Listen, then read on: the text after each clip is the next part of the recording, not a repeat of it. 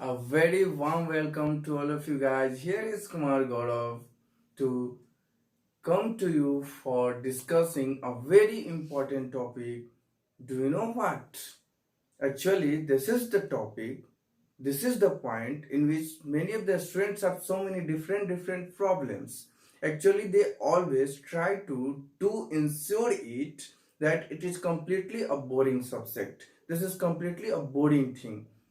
Yes, guys, I am coming to you for discussing about a very important topic, which is how to read or study literature easily. This is the very tremendous demand for our society. Actually, they always try to escape from it and they don't want to do this work properly. Actually, this is the topic in which it ensure us a very so many different IS aspirants and so many different jobs are related to it, but we always try to escape it and we don't try to focus on it. Actually, as far as my experience, in my opinion, my point of view is that how to read or study literature easily. Regarding this matter, we have to discuss some points which may help you to enhance your capacity to read or study about literature. This is also a term in which you can get help regarding study SST also.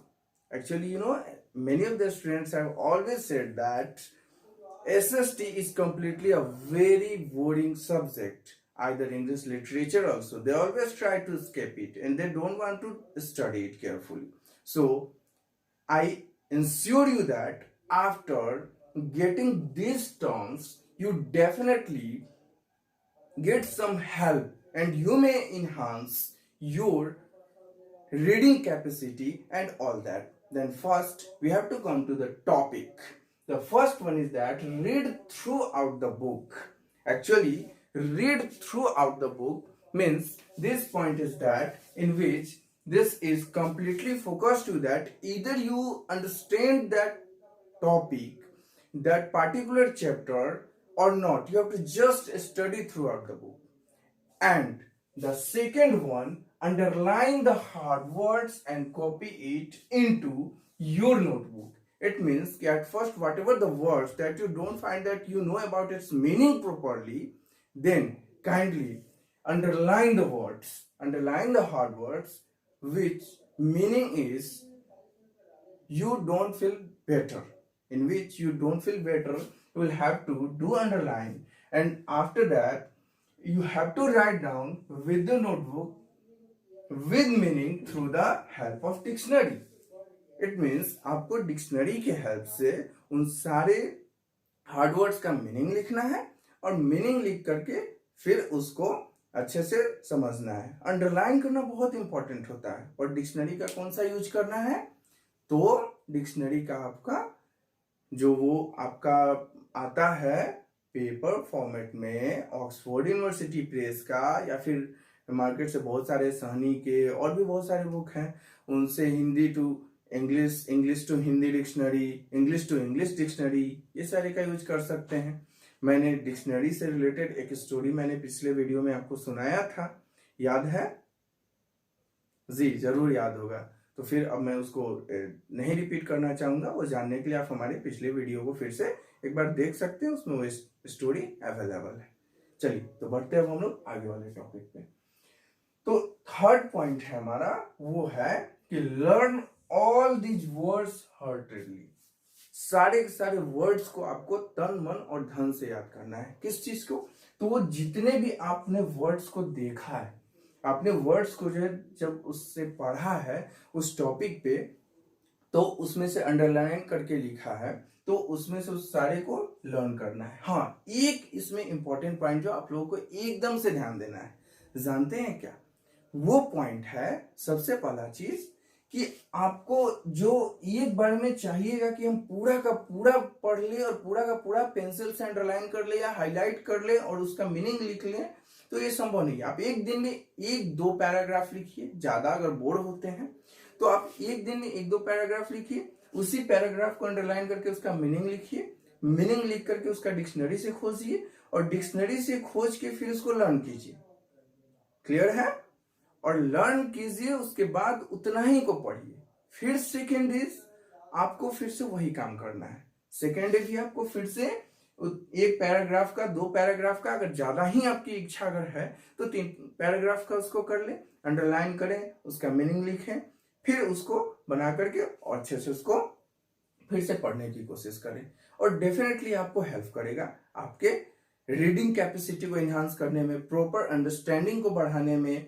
किसके? तो उस literature के, चाहे वो English literature की बात हो या फिर किसी भी चीज की। और हाँ, ये फिर आपका ये बात बता रहा है कि then read the story, chapter और नॉवेल। इससे आपको स्टोरी पढ़ने में भी हेल्प होगा, फिर से आपको चैप्टर्स को भी पढ़ने में बहुत ज्यादा हेल्प होगा, फिर से नोवेल, अगर कोई नोवेल के बहुत एस्पायरेंट्स है, बहुत सारे ऐसे लोग हैं, जैसे अच्छी अच्छी नोवेल है मार्केट में, the dark horse, 5 Point Someone, 3 Mistakes of My Life, and so many different novels are there that are available in our market, which you want to study but you could not study well, and you always try to wait for its Hindi version, and if did not come, it will not come in your future, then what will you do? Then you will have to do focus. Okay, I will study. Then at first you have to do focus about these particular topics. How can you enhance your reading skills, speaking skills, and actually understanding skills, which is very important for you.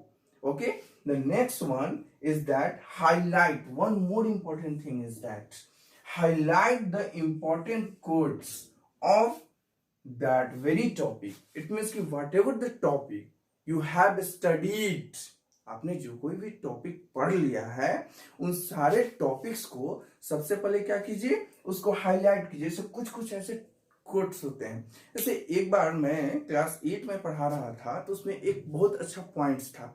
वो क्या था कि Marie Curie और Pierre Curie का वो बहुत अच्छा story था।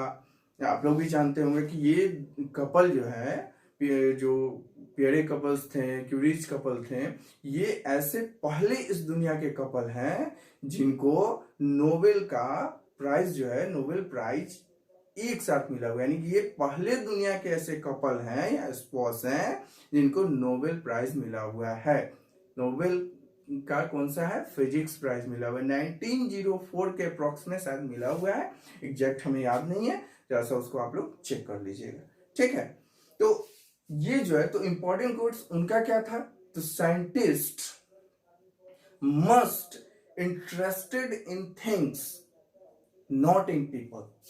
वो कुछ एक छोटी सी स्टोरी थी, उसमें होता क्या है कि लोगों से मिलने जुलने के बारे में एक इंटरव्यू का उनका जो एक चैप्टर था उसमें दिया गया हुआ था। इसमें उन दोनों का इंटरव्यू था, उसमें बताया गया हुआ था कुछ इस तरीके से कि आप जो है लोगों से मिलना जुलना क्यों नहीं पसंद करते हैं। वो तब की बात थी जब उन दोनों को एक ही साथ जो है चूज किया हुआ था। किस चीज के लिए? तो नोबेल का जो फिजिक्स प्राइज है वो दोनों को एक साथ मिला था। उसी समय वो आए हुए थे उनका इंटरव्यू लेने के लिए। तो फिर हुआ क्या उसमें, तो उनसे तो उन्होंने उसी समय स्टेटमेंट दिया था। स्टेटमेंट क्या था कि scientists always interested in things not in people. और फिर एक कुछ और भी उसमें अच्छे अच्छे कोट्स थे, और भी बहुत सारे ऐसे चीजें जो टॉपिक है जिनको पढ़ने में आपको इंटरेस्ट कैसे आएगा, तो उसके कोट्स को ध्यान में रखिए।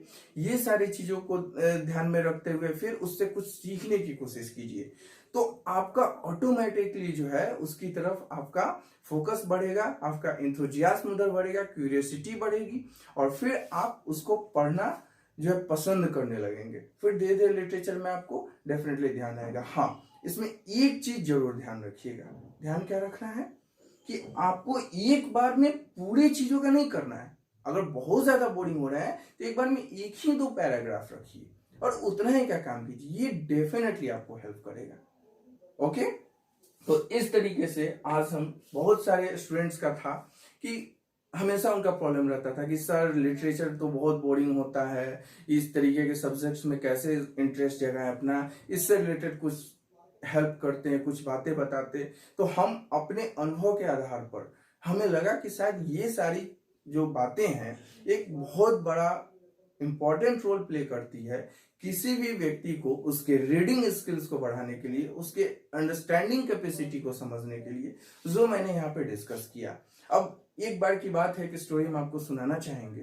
वो स्टोरी कुछ ऐसा है कि हमारे बहुत ही फेवरेट स्टूडेंट है, वो एक बार हमसे पूछा, मैंने कुछ एक पर्टिकुलर टॉपिक था जिसे मैंने उसको सेंड कर दिया एक सोशल मीडिया के थ्रू। वो उसे पढ़ा नहीं है, सीधे से बोले सर बताइए नहीं क्या भेजे हैं, what is this, what did you send me. Actually I told him that dear read it carefully. Sir, just tell me one thing in one sentence. What is the actual thing? Who will read throughout? Who will do labor in such case? You are there, you will help me. Just tell me in a sentence that what's the actual thing. I suggest him that, my dear student, try to do labor. Don't try to escape from it. वास्तव में इसमें उस बच्चे का दोष नहीं था, उसमें दोष हम लोगों का है। क्या दोष है?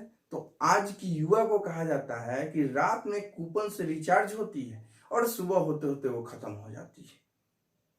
उसकी रफ्तार केवल बुलेट गाड़ी पर चल करके आता है। अरे मेरे भाइयों एवं बहनों, अब ये बात बोले तो आप लोग समझिए कि मोदी जी से सीख के आए हैं। निकल गया तो निकल गया, अब इसी को मान के चलिए। Okay guys, 1 second. You just try to understand it. Actually, अगर आप मेहनत करना सीखेंगे तो आप अपने लाइफ में बहुत कुछ हासिल करेंगे। मेहनत से भागना सीखेंगे तो आप अपने लाइफ में कभी कुछ हासिल नहीं कर सकते हैं। Somebody said that what honest labor never goes unrewarded. तो हमें एक अच्छी मेहनत करनी चाहिए, सच्चा मेहनत कभी बेकार नहीं जाता है। और one more important thing, the top is always vacant. Top हमेशा खाली रहता है। अगर हम सही दिल से मेहनत करते हैं तो हमें आज नहीं तो कल इसका परिणाम जरूर मिलता है। तो हमें इन्हीं सारी चीजों को बात करते हुए अब हम इस बात को यहीं पे खत्म करना चाहते हैं। हम आशा करते हैं कि आपको ये सारे टॉपिक्स जो है बहुत ज़्यादा हेल्प करेगा, आपको बहुत कुछ समझाने की कोशिश करेगा, बहुत कुछ बताने की कोशिश करेगा। और शायद इसके थ्रू आप लोग काम करेंगे तो हम अपने अनुभव के आधार पर यह कह सकते हैं कि ये आपके लिटरेचर सेक्शन को सही करने में बहुत ज़्यादा हेल्प करेगा। सो आज के लिए इतना ही। बहुत बहुत धन्यवाद। आप घर पे रहें, साफ सुथरा रहें, सुरक्षित रहें, हमारी यही आशा है। और फिर हम आपसे जल्द ही मिलेंगे अगले वीडियो में। बहुत बहुत धन्यवाद। आपका भी दिन मंगलमय हो। Thank you.